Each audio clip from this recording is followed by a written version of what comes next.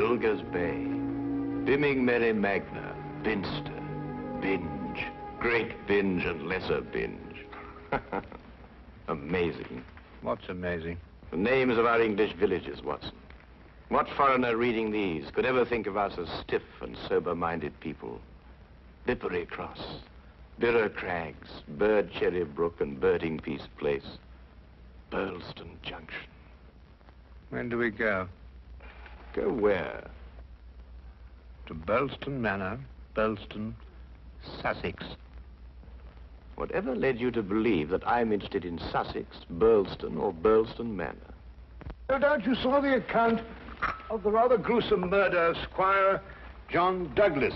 Quite so. The case has interesting features. But at the moment, I'm more interested in the fly fishing possibilities in the neighborhood of Burlston. Ah, that would be the Arun. Runs within 2 or 3 miles of the manor house. Hmm? What manor house?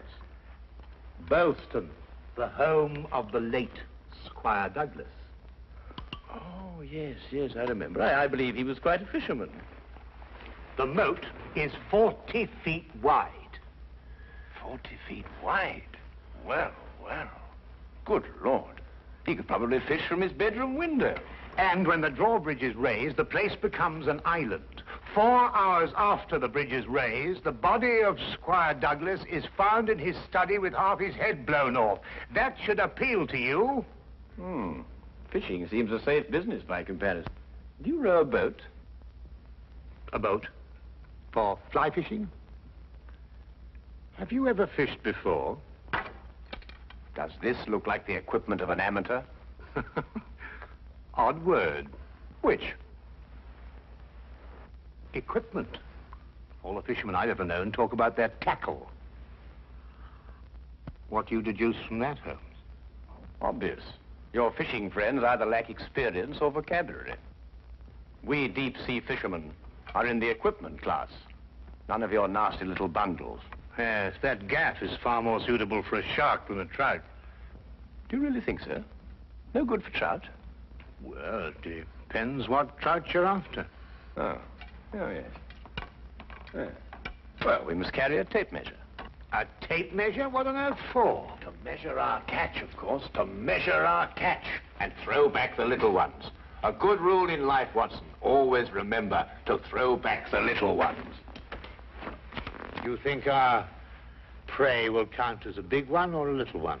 Well, hardly as big as Squire Douglas, lying dead in his castle, surrounded by his moat. Holmes, you've been analyzing this case. Well, you know, I haven't got enough data yet for analysis, really. Do you think it could be an accident? What, with a sawn-off shotgun? And the triggers of both barrels wired together? Murder, eh? Yes, possibly. What do you mean by possibly? Don't sit there, man. That may be opportunity knocking. Oh.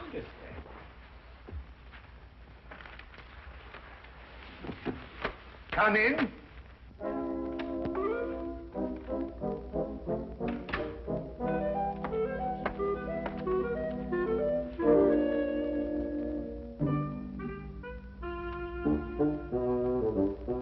Mr. Sherlock, The fisherman.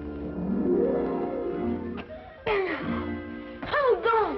Oh, come on! Blowing me! No, wow! In there, boy. It's only a little one. Would you like it, Watson?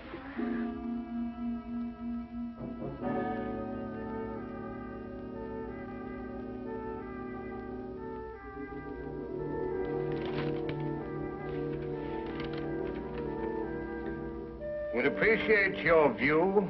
Intriguing affair, Burlston Manor. Signed, Inspector MacLeod. Ha! Please, English, for I'm utterly baffled. Help.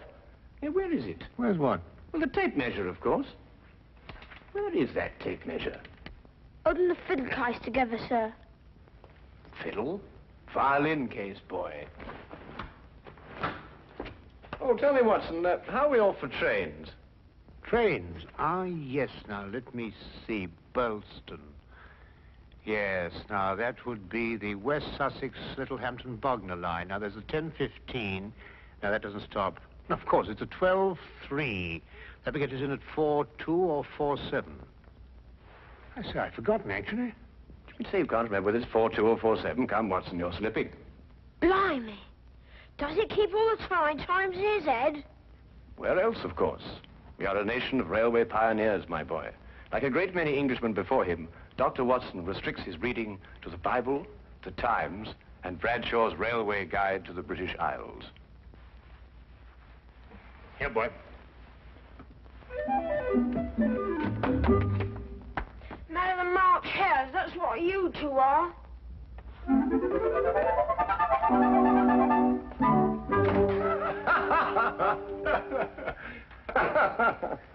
I say, Watson, have you seen my weekend bag anywhere? I suspect it's under the stairs. Mrs. Hudson got very tired of seeing it lying about. Oh, good. Well, that means it hasn't been unpacked anyway. I assume not. Excellent. Then everything is ready.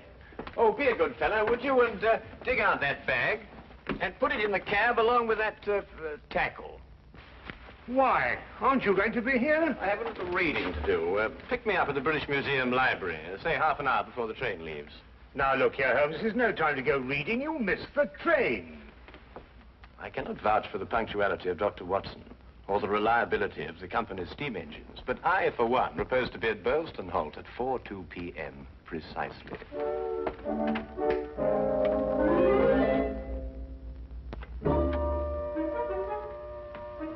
Or is it 4:07?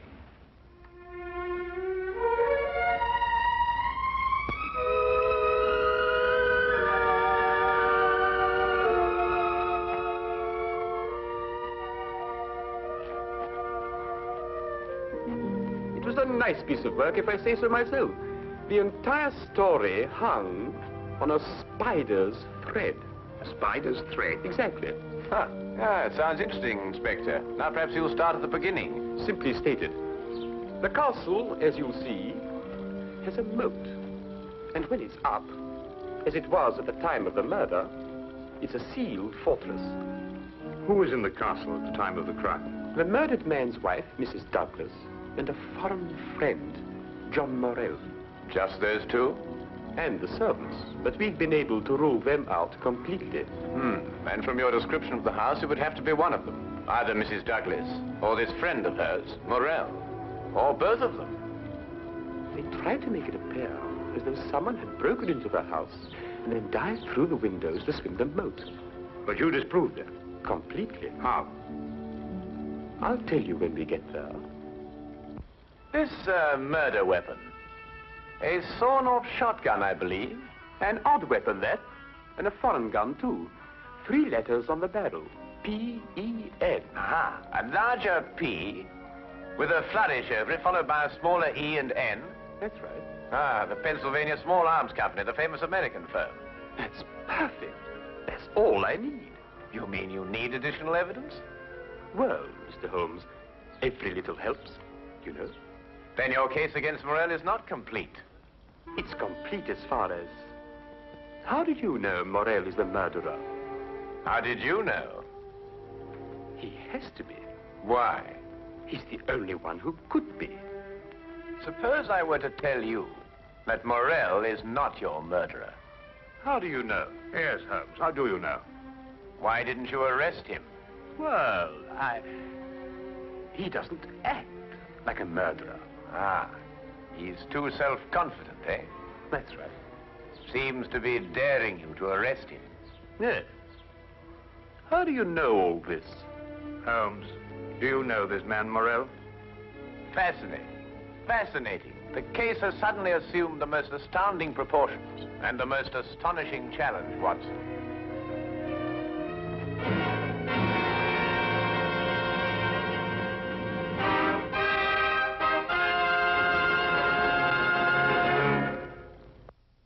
Specimen of the period. Yes, it is lovely, isn't it? What did you mean, Mr. Holmes? Nothing. I just think it's a lovely building. No, I mean when you said that Morell didn't murder Mr. Douglas. Oh, that. Yes, what did you mean? How do you know he didn't do it? Well, if he didn't do it, she did. You're jumping again, McCloud. You're jumping. But it has to be one or the other. Does it really? What's he talking about? Well, don't you know? No, I don't know. If 2 people are in a sealed house with a murdered man, one of them has to be a murderer. That's common sense. Ah, but is it logical? What do you mean? Is it logical? I don't know, but Holmes says that all the time. I was hoping you might be able to tell me.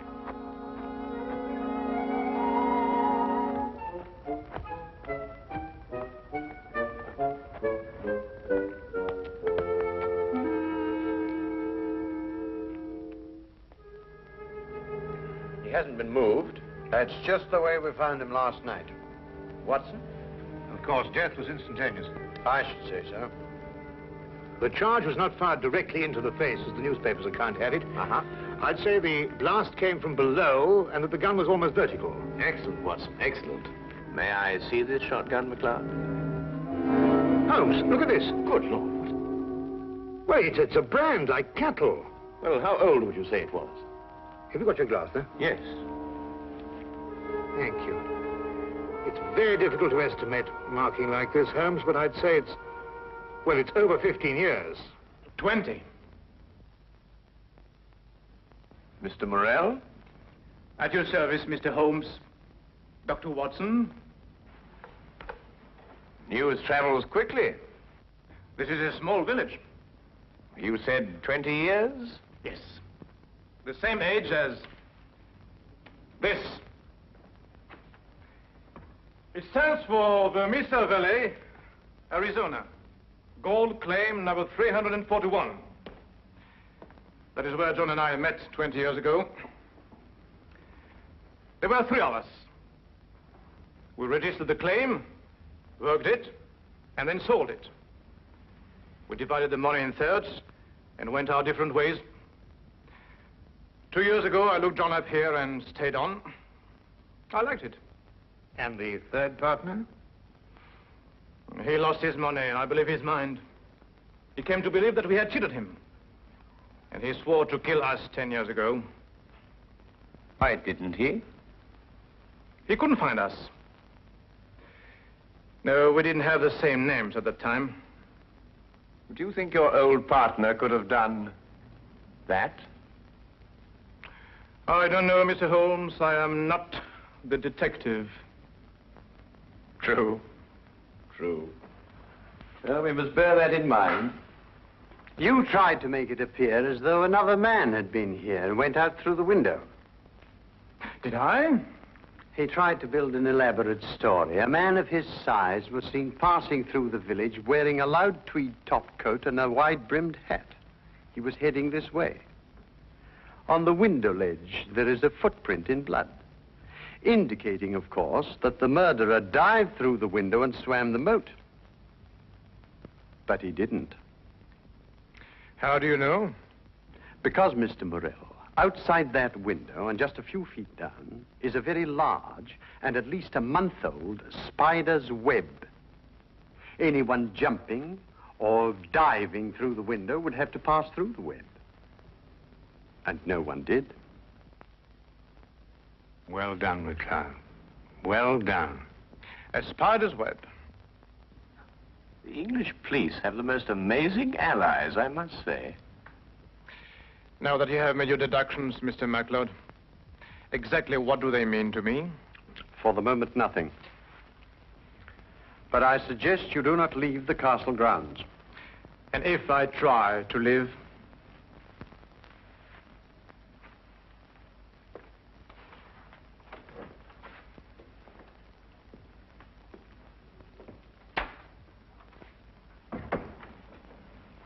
Well done, McLeod. You've certainly got your man. But I'm not rushing in to make any arrest. I'm going to make sure the case is iron cast. Oh, very wise. And what's the motive? Revenge for the Vermis Valley affair? I've got to go a bit careful there, Doctor. If you ask me, it's a case of, cherchez la woman. Oh, what's he? Oh, is he a Douglas? Well, you know how these things are, Doctor, between us, men of the world. We know how a situation like this can... Oh, of course. Of course. Of course. Of course. Delicate situation, then. Delicate. Yes, delicate. Might almost be called the case of the other man.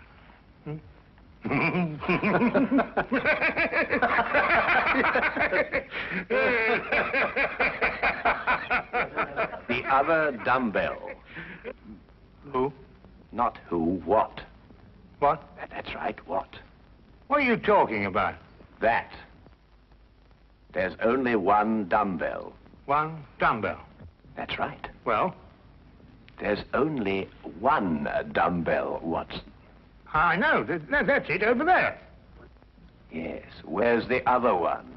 Well, I don't know. I've only just come here. Do you know where the other one is? What difference does it make? Well, that's right, yes. What difference does it make? Maybe there is only one dumbbell. One dumbbell? But they come in twos. Perhaps he only had one. Watson, do you mean to tell me that you can stand there, surrounded by all these athletic trophies, and suggest to me that such a man would only use one dumbbell? Well, what difference does it make? Yes, what difference does it make? Huh.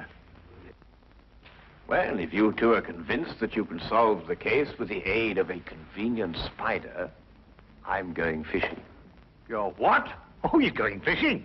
He's brought his tackle. Why? To catch fish. Then I take it you're satisfied with my analysis of the crime. Find the dumbbell. Hang the dumbbell! You can't hang him until you find him. Who? The man who took the dumbbell. You've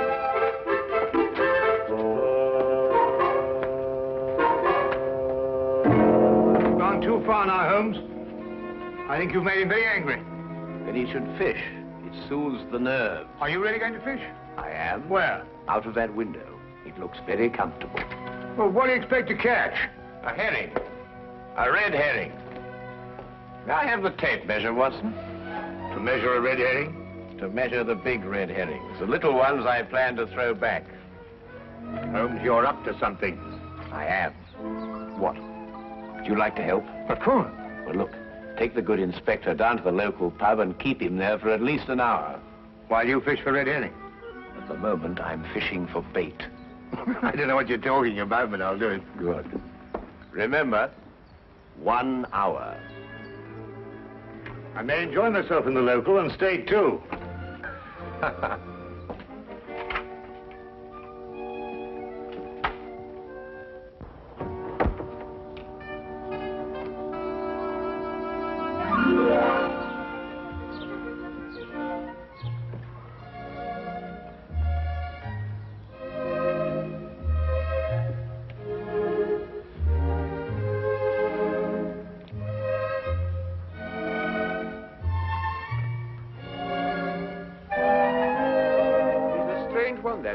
What do you think he's been doing? There's no guessing with him. For all we know, he may really have been fishing. Perhaps we should have given him more time. He's been an hour. That's all he asked for. Yes, that's right enough. Inspector McLeod.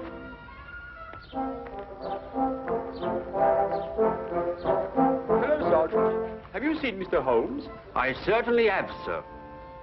What's wrong? You know the staircase in that room? Huh? Mr. Holmes was sliding down them banisters. He was what? That's right, sir. Sliding down the banisters he was. Well, he was probably investigating something. Probably. Well, let's ask him. There must be some reason behind it. Good afternoon, gentlemen.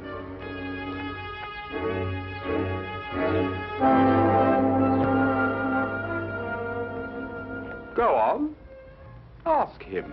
Ask me what? Well? What have you been doing while we were away? Well, first I fished. No? And then I slid down the banisters. I told you. Why? Why not? Well, And you, Inspector McLeod, are going to drain the moat. I'm going to what? Drain the moat. Empty it right down to the bottom. I can't do that. That's a major engineering job. Don't you realize that's a real river that runs round the house? Well, in that case, don't drain the moat, but tell everyone you're going to. And then what? Then we'll all meet back here in an hour's time. and see if we can find somebody pulling something out of the moat. Exactly. What? Red herrings. As mad as a March hare.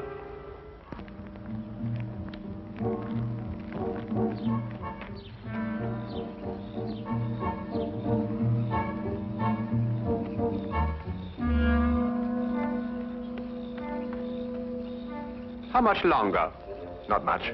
You're certain everyone believes they're going to drain the moat? I don't know who believes it, but everyone knows I said it. Do you think someone will come to the murder room? Someone has been in it for some time. How do you know? The lights are out. Because I left them on. Look. What? That's it. Let's go.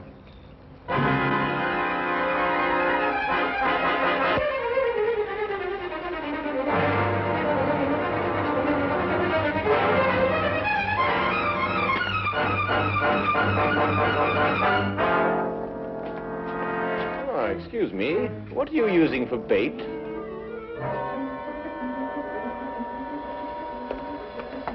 Oh, would you mind holding this? Thank you. What clothes did you say the stranger was wearing, McLeod? A loud tweed topcoat and a wide-brimmed hat. Like these?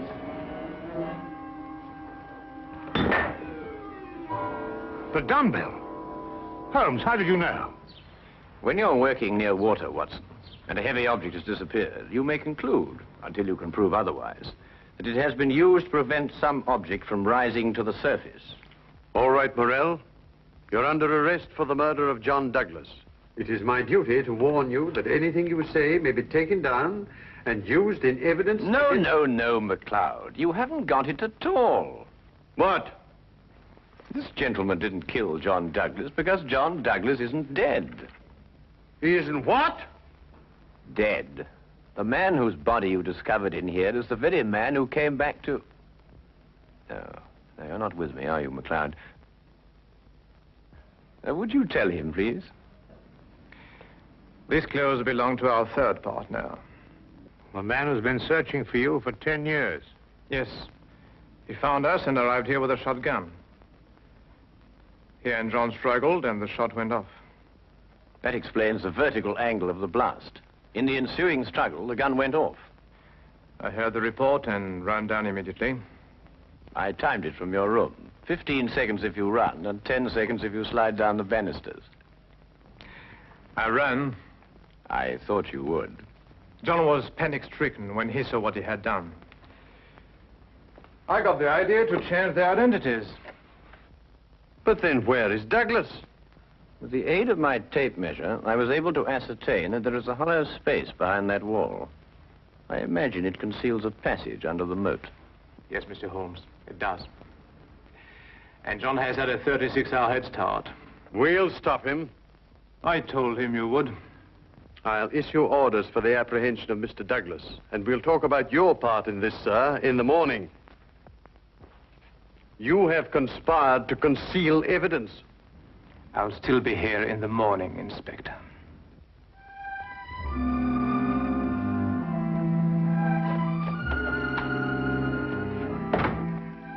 A very brilliant piece of deductions, Mr. Holmes. An excellent application of applied psychology. I haven't been tricked many times in my life. You must remember that the next time you become involved with murder. And you can now continue your fishing in a more normal manner. Fishing? No, I don't care for it, really. Unless it's deep sea, of course. Yes. But in the absence of an ocean in the immediate vicinity, I think we'd better start back to Baker Street immediately. Well, now, there's a 9:13 or a 10:23. The 10:23 will hold us up at Tunbridge quite a while, but it waits to connect. Thank you, Mr. Holmes. Ah, not at all.